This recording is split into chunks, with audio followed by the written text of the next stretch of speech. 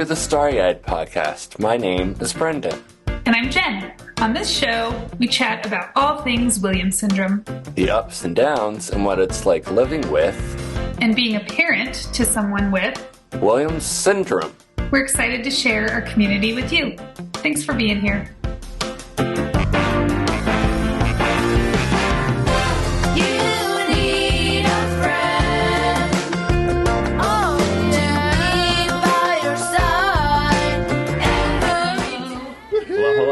Hello.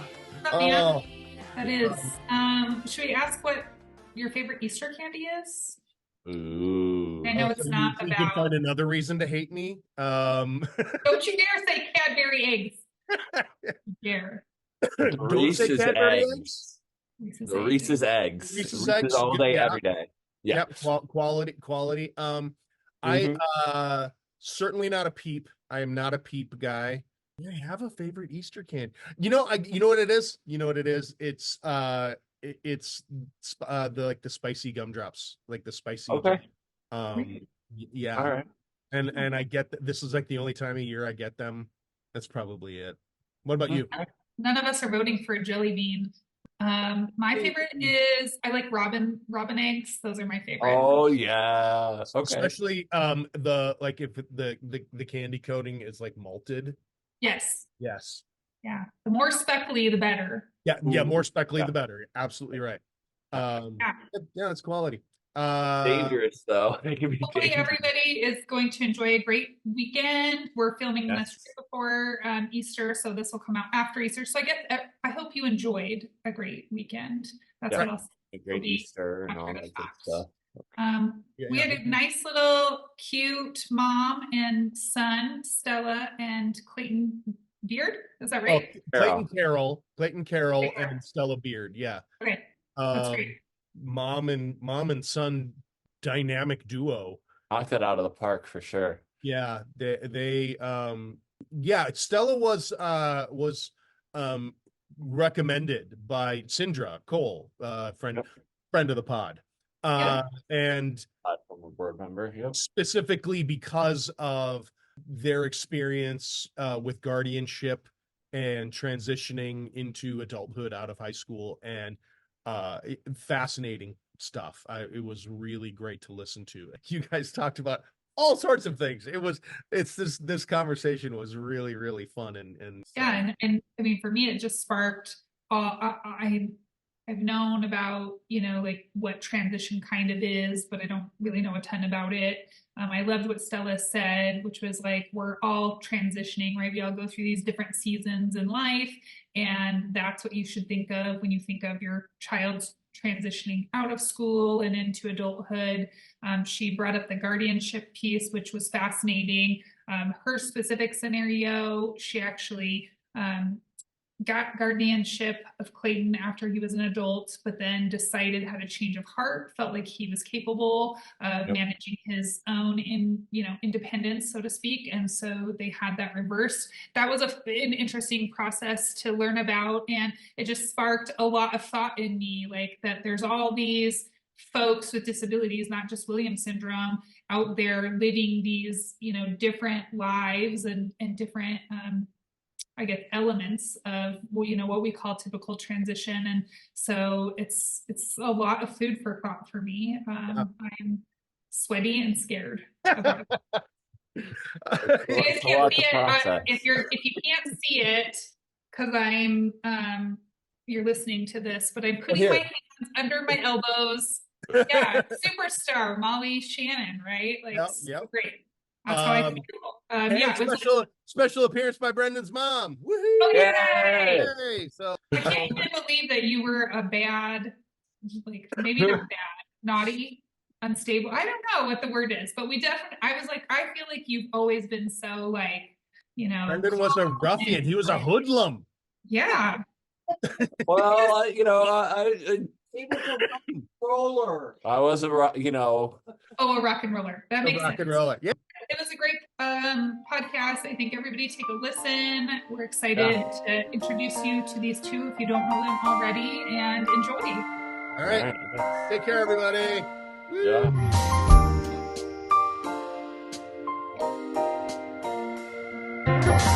Stella, and hello, Clayton. How are you guys? Hey. We're good, Brandon. It's always good to see you, brother.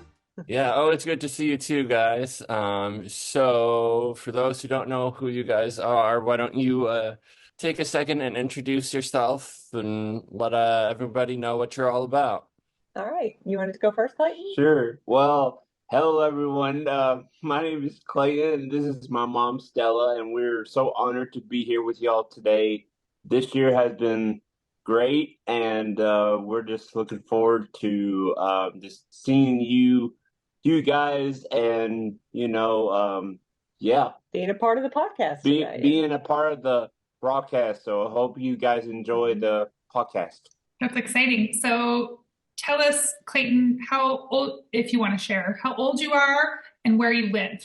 I am 27 and I live in a small town called Donville, Kentucky. And it's a pretty small town where I Very live. small. It's very small right now. And I guess I love small towns. Even We live on a farm. we live on a farm, which is Okay. very cool for us. And my dad works at a high school, and my mom here, she works at a dentist office. So you guys are in Kentucky, which is one of my Yes, most ma'am, favorite, we are. my favorite places. I love it there. Yeah. Have you always been there, or did you grow up Yes, somewhere else? we've always lived in Kentucky.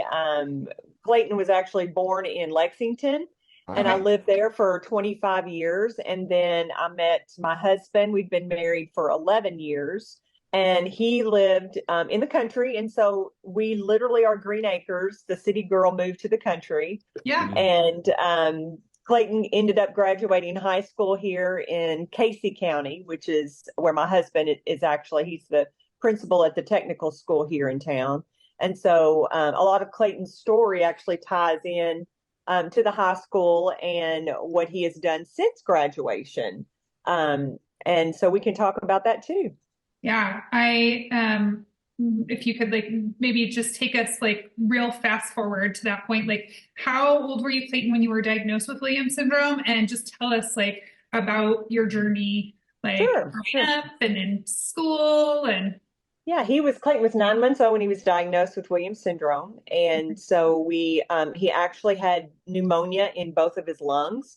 And how we found out that he had Williams syndrome was due to the pneumonia. So we're kind of grateful for that, which sounds kind of odd. But once his lungs cleared up and our pediatrician heard the heart murmur, sent us to a cardiologist who then referred us to a genetist. That's when we, began to find the answers and stuff. And at that point, truly, my life changed in the direction of my career and where I was going. I wanted to be a cosmetologist, and I ended up being more of a special education advocate the rest of my adult life, and especially after he was born. And like I said, we lived in Lexington, Kentucky for many, many years. And I worked in schools. I worked in the special education department. I was always an assistant. I always was very, very involved until the latter part. About probably 10 years ago, I really changed my focus and started on advocacy more, and ended up working for a couple of different agencies. I was the director for the Arc of Kentucky for a while, and so was very heavily involved in advocacy there. And then I also worked for another agency here called Kentucky Special. Oh my goodness, I just lost it. It's been a while. It's called Kentucky Spin. And we worked with families who had kids with intellectual and developmental disabilities. And so I helped them like prepare for IEP meetings and just get them ready for that process. So pretty much I've been very much involved in all the special education and advocacy work for the last 10 years. And then just recently I went back to work. I've worked from home most of those years and went back to work and totally flip-flopped and work in a dental office now. So, but still very, very much an advocate at heart. And, but just need a little break and a little change and to focus more on Clayton, just him personally, instead of working so much with families. So I work at this restaurant for It's called the Bread Life Cafe.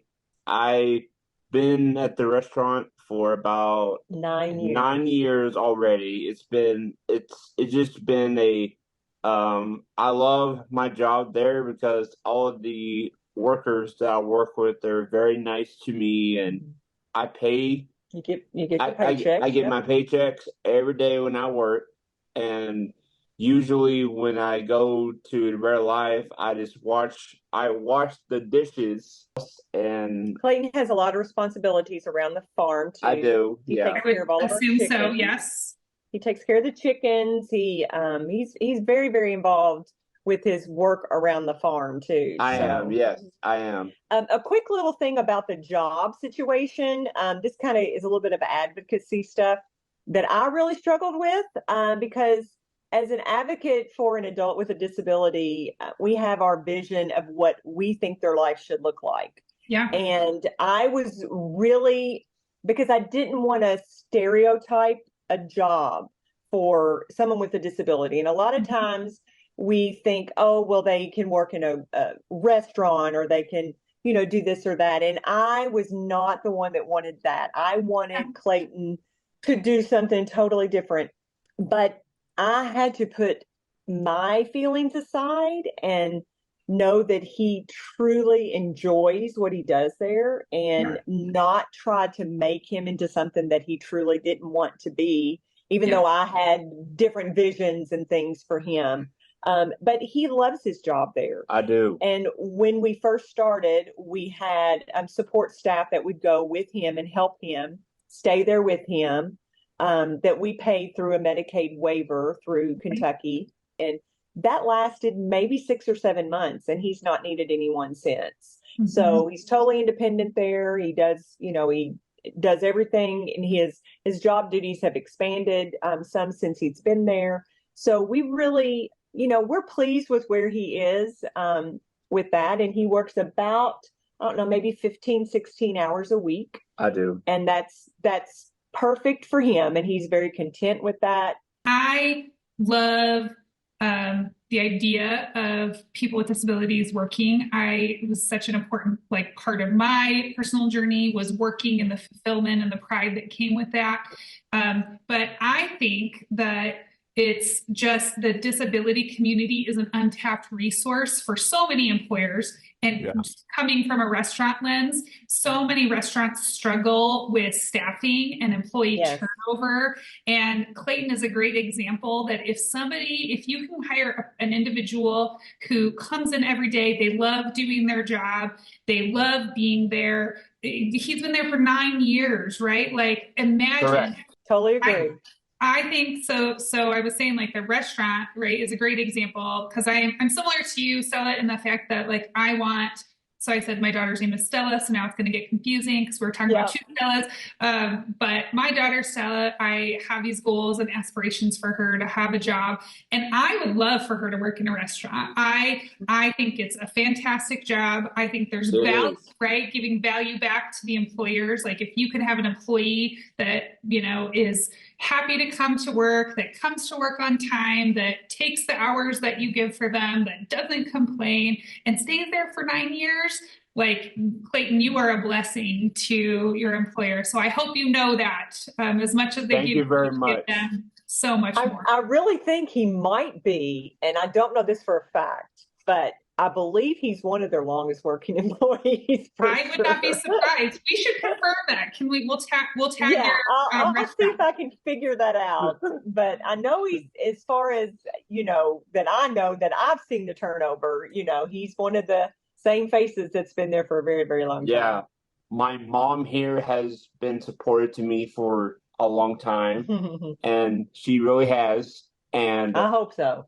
I'm saying that for you because and I mean there's been a lot of great people have really supported me as a adult who loves Williams syndrome, who loves music, and I'm a music guy because I love music a lot. So you grew up kind of in the same area where you live now. How was your school age time? I mean, you obviously had your mom fiercely supporting you. So Yes, ma'am. I love Kentucky. I love Kentucky. But I do.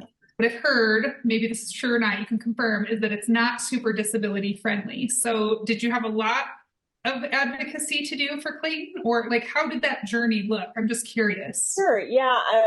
It's so funny that you say that because I look at Kentucky and I think we have a pretty good advocacy program here. We have great Medicaid waivers, which a lot of states do not. Clayton actually gets 40 hours a week through, it's called the Michelle P. waiver.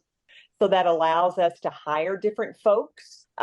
We do what's called we direct our own services. So we decide who works for him and who doesn't versus an agency. Sure. Yeah.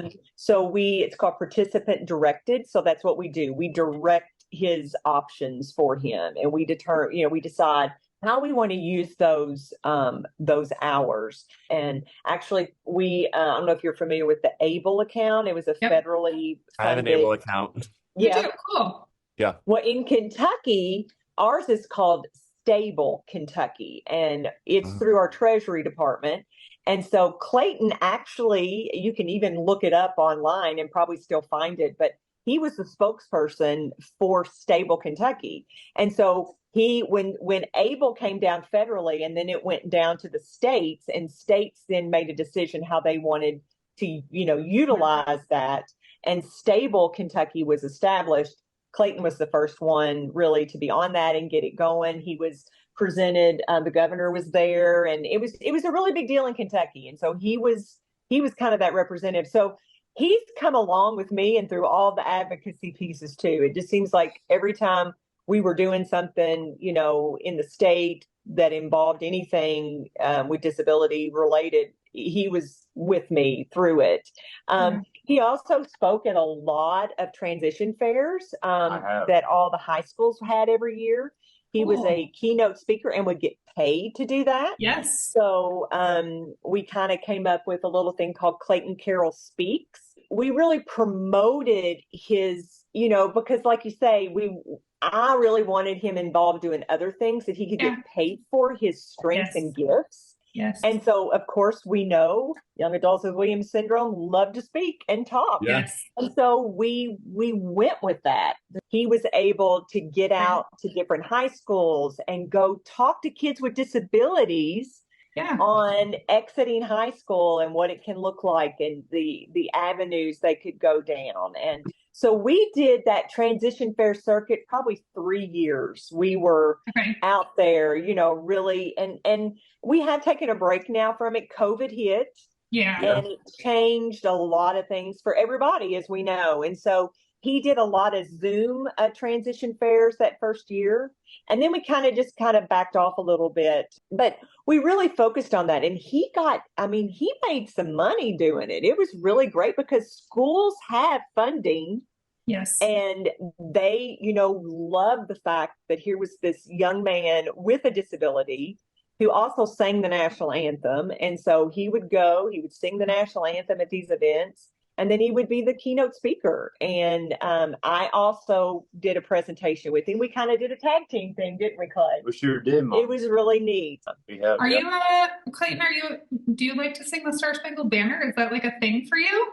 I'll tell you, that song is probably one of my favorite songs to sing because that is a patriotic song, and it means that that when I sing the national anthem, that song just gets me a lot because it's a song that talks about like for the veterans and for the whole entire world to hear. Yeah. Well, it's interesting because my daughter Stella also loves to sing the Star-Spangled Banner, like national anthem.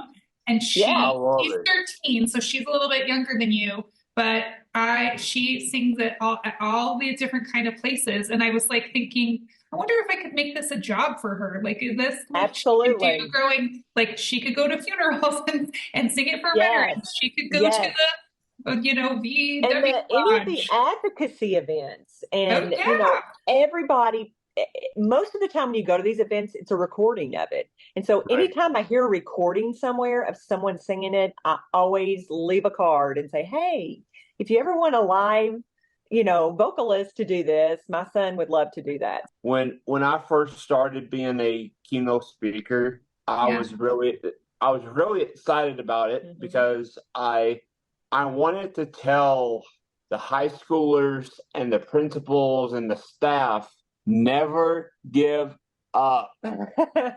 He always loved to share that when he would do his but it was really a great opportunity for him and to do that. So I would look into that for Stella. It's weird saying my name. I know, right? Look into that for her, and even being involved in like the transition things as she's because she's transitioning. Is she in middle school now?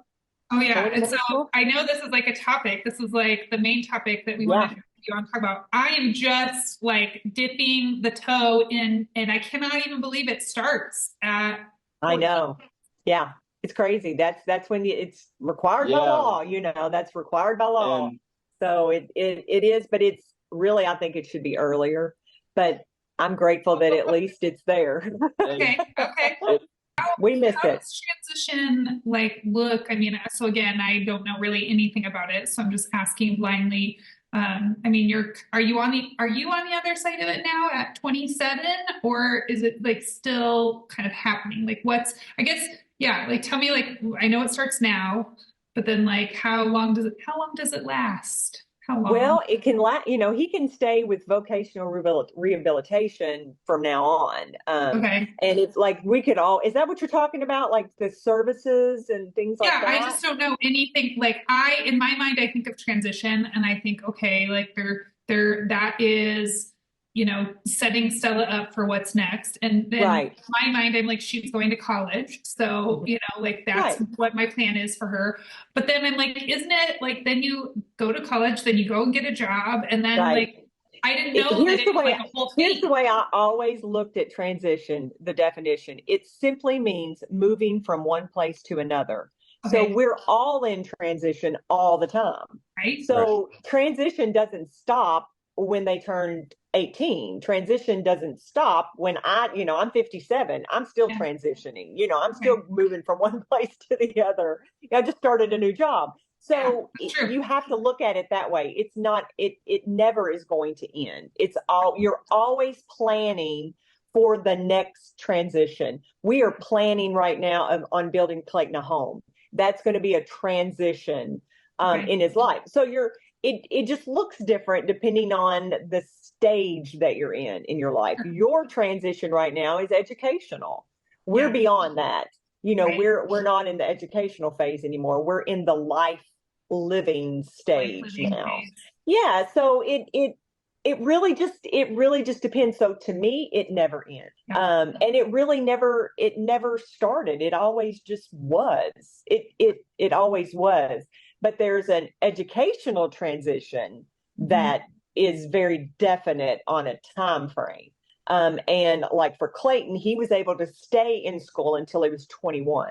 Right. And I don't know how he did not stay till 21. He graduated with his typical peers. He was with a diploma. He was on the alternate diploma.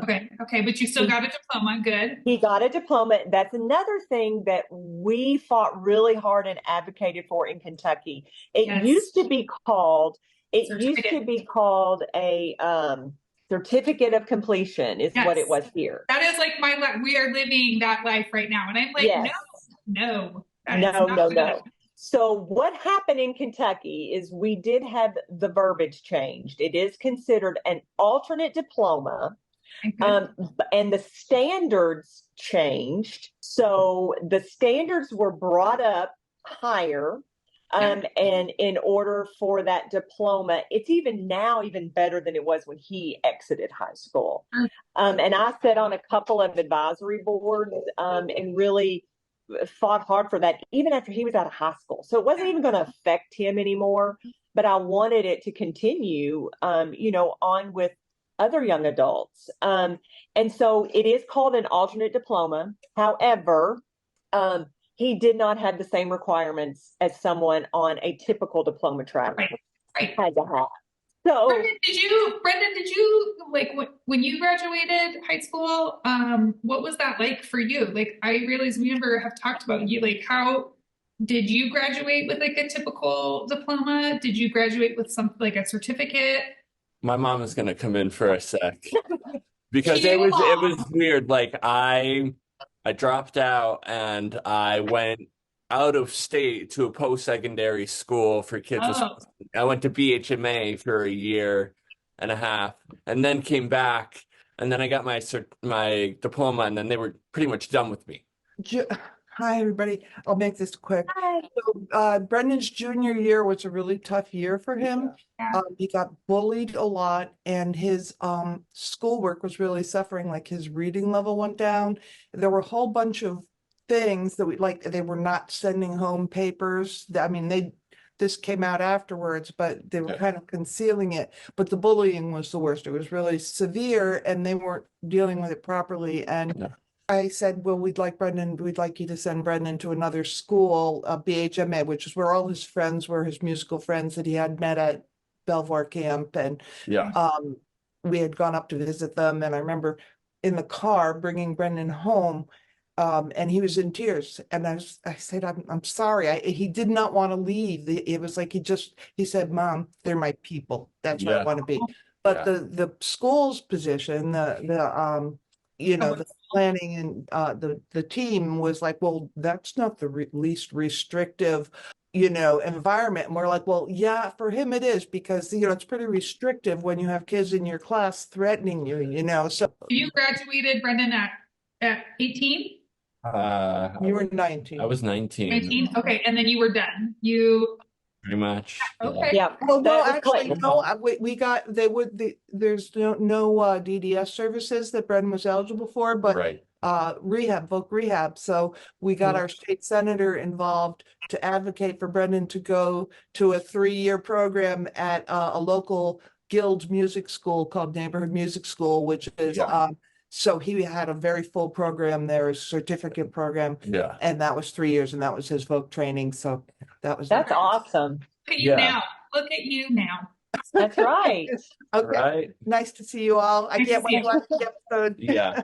I'm so glad that I went to BHMA because as I look back on it, there weren't really many options for me at the time because, with the spectrum of Williams syndrome, I'll put it out there, I'm on the higher end of the spectrum. So there wasn't a lot of options for me and services that I could have readily available because of my IQ and That disqualified. which disqualified me Right. a lot of things. So it was really tough to try and find something that would work.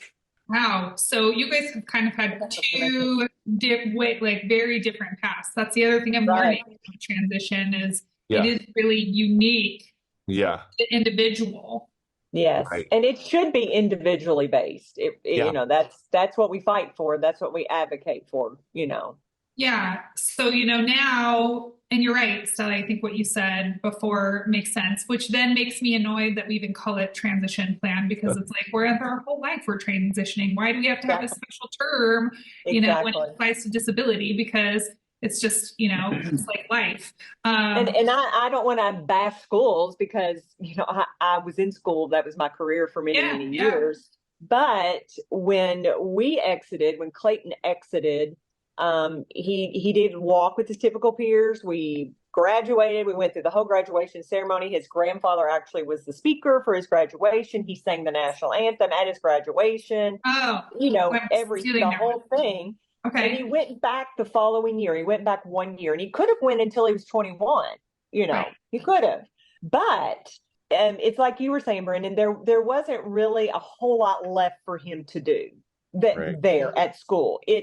He went back, actually, that's when he actually started helping with the band. He went back, he was the band staff advisor. So his transition looked more like an internship. Exactly. It wasn't like going to the store and how they look at transition now. Oh, let's take them in the community and let's let him go to Dollar General and buy something. Well, that's not transition, to me. And so it ended up being more, like you said, an internship, which I loved. And that was 1 year we did that with him as a student still. The following year, he came back, not as a student, but as a volunteer. And so since then, he has been a volunteer, which had nothing to do with a transition plan. It was what life was. It's what you wanted to do. You followed your passions. Exactly. And yeah, totally. That's super cool. So you still do that do you do that a couple days a week? A couple of days a week. And then he's going to start doing, like I said, the food pantry, which he will love. He also worked at a daycare center for a while. I forgot about that. He was paid for that. It did stop after COVID hit and the daycares closed. So we never took that back up because Clayton finally told me one day. Like, I hate kids. He goes, Mom, I don't like kids. I don't. Well, you like the big kids. You didn't like the little kids. Well, you know how little kids can be sometimes. Yes. Yep. Because one time when I was at the daycare, it was at the church that I go to every Sunday.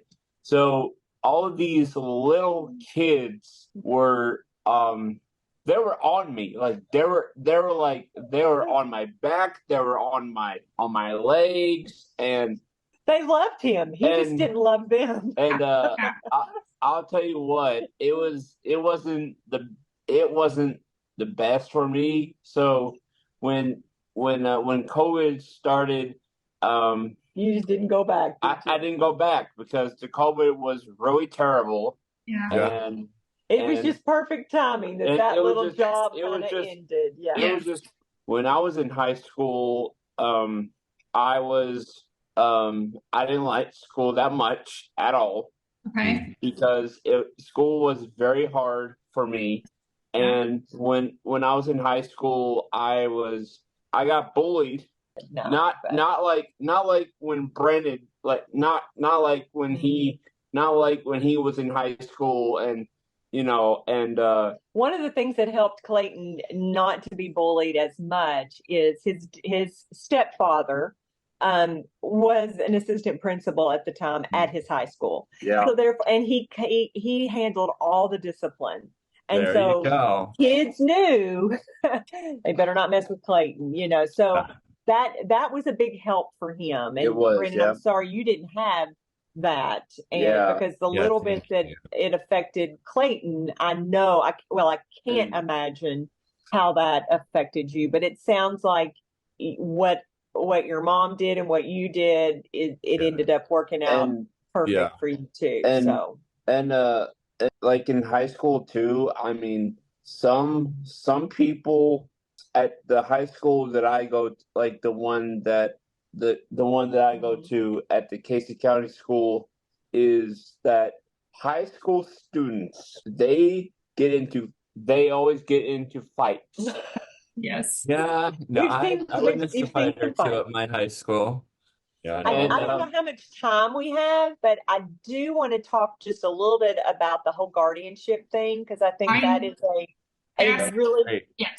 a really big thing that I know families, not only just with they have adults with Williams syndrome, but any disability, we've been taught all our life, like Brendan, your mom was talking about, the least restrictive environment. When our kids are in school, we want them with typical peers. We want them in regular education classes. We fight for that. I mean, we advocate hard for our kids to get the same education as their typical peers get, which that term is least restrictive environment. As soon as they turn 18, we panic and we go into the most restrictive environment. So here we have spent 18 years trying to get them to be independent, to be, with their peers doing the same things. And then as soon as they turn 18, we freak out. We think we need to be their guardian. Now, I do know that in some cases it's necessary. It is necessary. As a matter of fact, I don't regret what we did with Clayton when he turned 18. I was that mom. He turned 18 on May 11th. His court date was May the 12th. I mean, I became his guardian the very next day. Okay. So here's someone who had advocated all their life. I can say these things because I did it. Yeah. For him to be in the least restrictive environment, and then as soon as he turned 18, I panicked and thought, I can't, I've got to be in control. Yeah. Right. And we did. I became his guardian, and for 5 years, I was his guardian. I did, it's a lot of work being someone's guardian. I'm just telling you. What is, like, when you say being a guardian to somebody, like, what does that all entail? I mean, is that everything? That's like everything. Making decisions. Total. He could not do anything on his own. He couldn't sign anything on his own. He could not make any decisions on his own. He has a girlfriend. They could have never married. And that was always a dream of mine. I always wanted Clayton to have a life and get married, have his own home, all those things. That was not going to happen as long as I was his guardian. So I really, really thought about it and prayed about it and looked into it. And so we went down a road for those 5 years of what's called supported decision making. And Clayton was through protection and advocacy, which is every state has a protection and advocacy. Clayton was actually their guinea pig, so to speak, of reversing guardianship. And so we had an attorney that was his attorney on his behalf, and we petitioned the court and got his guardian status back. Right. And where he is his own guardian now. He is his own guardian. He can sign his own documents. He can do all of that. I am his power of attorney. Right. So he can always give me access and rights to make any decisions on his behalf. And to be honest, the majority of the time he does. Yes. And that's great because we want to bounce, I want him to bounce things. Yeah. But with supported decision making, the thing that is so amazing about this is we all use supported decision making. We just don't think about it. I don't do my own taxes. I go to someone who is a professional with taxes, and I have them do it. With supported decision making, you create a team around him, or we created a team around him that he feels comfortable to go to about certain things, where it's not just me. It's not just his stepfather. His real father passed away in a car accident in 2011. So Clayton's sphere of family shrunk began to shrink. My parents are both passed away. I have one brother who lives far away. His sphere of people was shrinking. And so we had to begin to look outside of our family to provide that supported decision making for him when we're not here. And that should be our goal as parents, preparing our kids for when we are not here. Not for when we are here. It should always, our mindset should always be, what are they going to do when I am not here? Who are they going to go to when I'm not here? And parents have a really hard time doing that. Yes. I did. I had a really hard time allowing other people in Clayton's life that he could feel comfortable with, that I felt comfortable with, that I could trust with our greatest asset. And that was tough. What was the guardianship thing like? Were you always, I'm just wondering was it like a theme that you kept hearing, like, in the disability community was like, they turn 18, you file for guardianship. Exactly. Okay. It was an automatic. It even in the world of advocacy that I was in with still was, you really need to get guardianship because you won't get to go to an IEP meeting anymore. You won't get a say so in this. You won't get to do this. He can do his, he would be able to make his own choices. And at the time, I really didn't think cognitively he was at the place that he could make those right choices. Yeah. So then how did that like switch over that 5 years? Like what did you start seeing that made you start feeling different? the supported decision making really did it. I began to read books and understand more about other options that were out there. So when I had the guardianship reversed, so mind you, we had to prove he was I had to declare him incompetent to get guardianship. Now I have to say he's competent. Yeah. Yeah. So, he's competent now. Well, that's a lot easier said than done. So in my documentation, we had to show what we had been doing over those 5 years to improve his independent skills. Now, because we live in a small town, let me preface this, because we live in a small town, the court system is a tad bit different than if we lived in a big city. Okay. Right. So we've got small town judges. We've got, everybody knows everybody.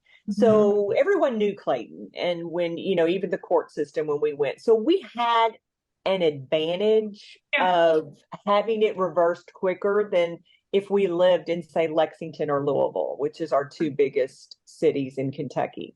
Yep. So we were very fortunate with that, that it was a tad bit easier to have it done. But I did everything correctly. We made sure that, we had a plan in place. We had his power of attorney set up, which included supported decision making in the verbiage. We did everything right. I am still his can handle his finances for me and can still handle the medical procedures, have a say-so in it on those things. So it's not a whole lot different.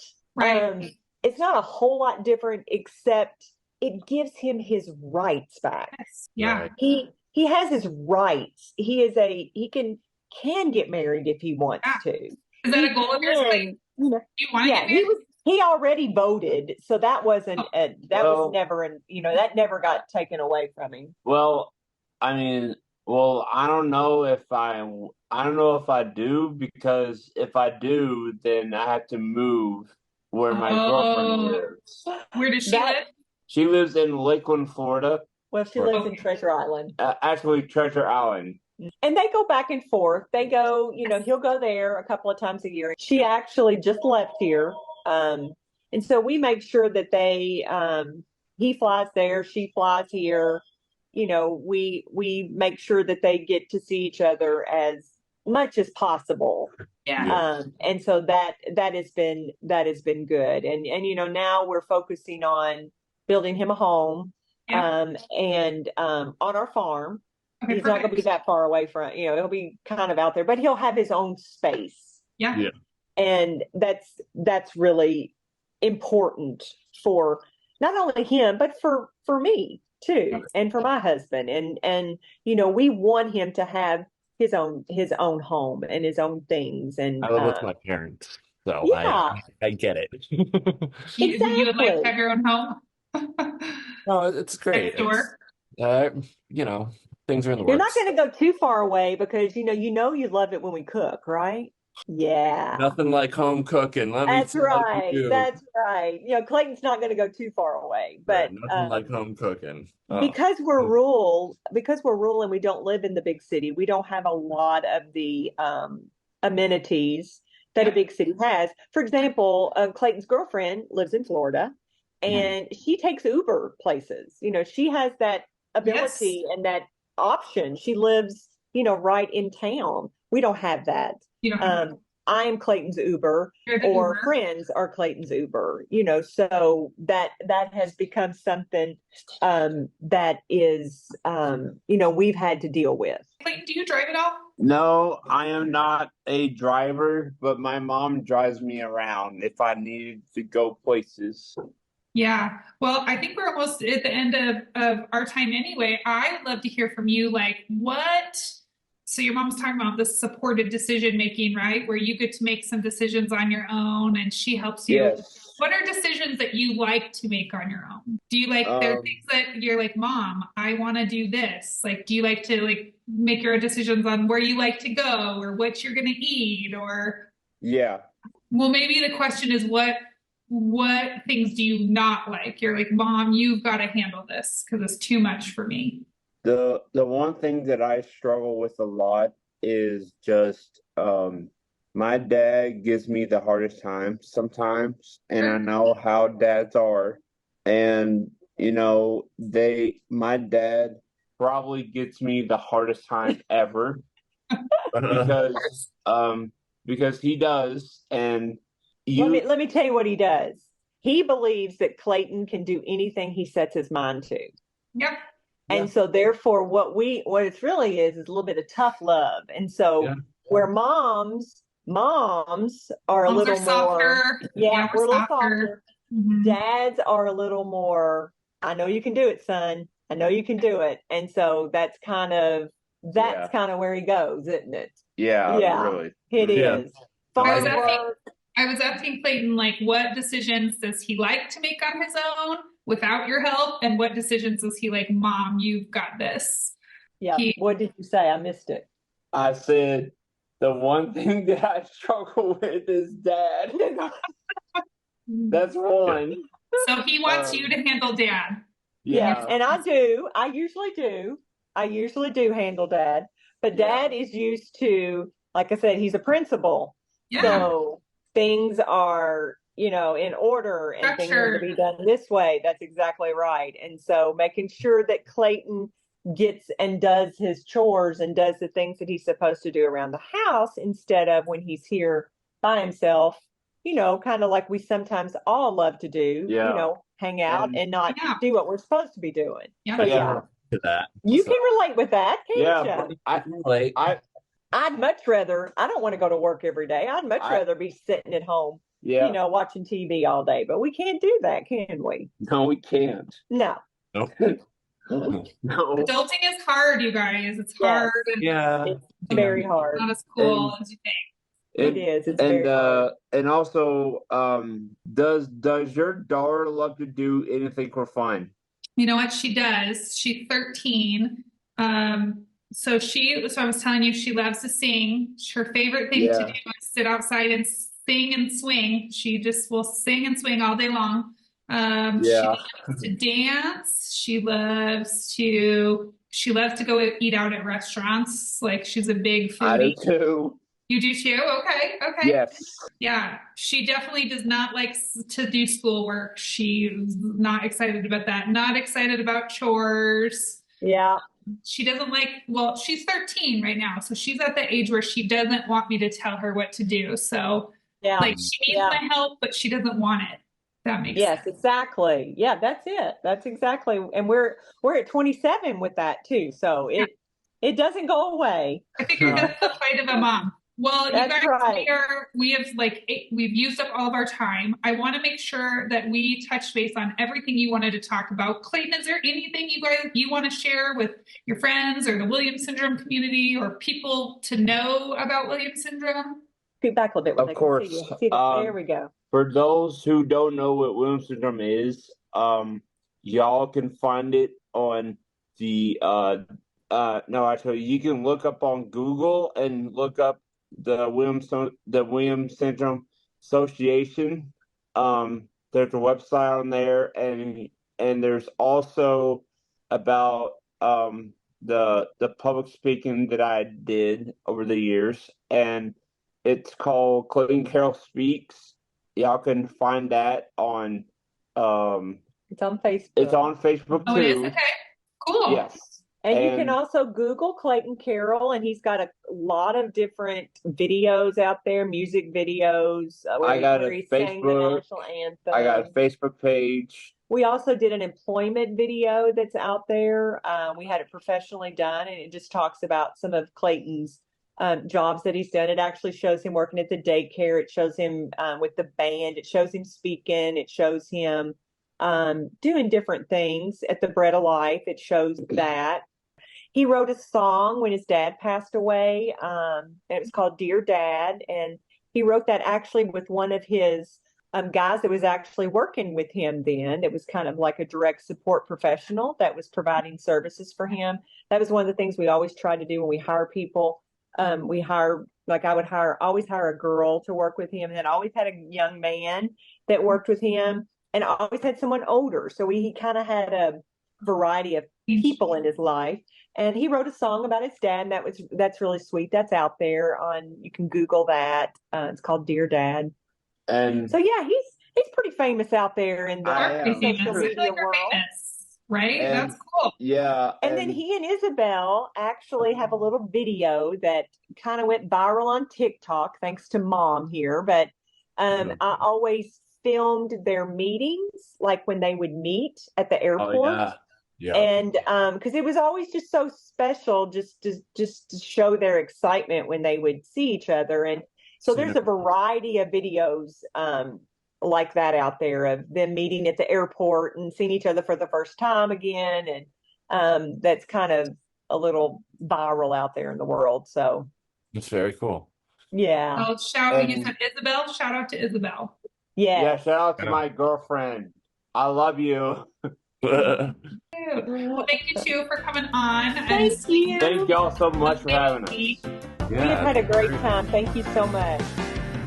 This has been the Starry-Eyed Podcast, presented by the Williams Syndrome Association. The show is hosted by Jennifer Keaton and Brendan Lemieux, and produced by me, Joel Listman. Theme song by Tommy Barbarella and Mariella Elm. Got a question for the show? Email us at podcast@williams-syndrome.org or message us at the Starry-Eyed Podcast page on Facebook. Video version of the podcast available on the Williams Syndrome Association channel on YouTube or on Facebook. Rate and review us on Apple Podcasts or comment on the video version, and maybe it will be featured on a future episode. Make sure to like and subscribe to the Starry-Eyed Podcast wherever you get your podcast delights.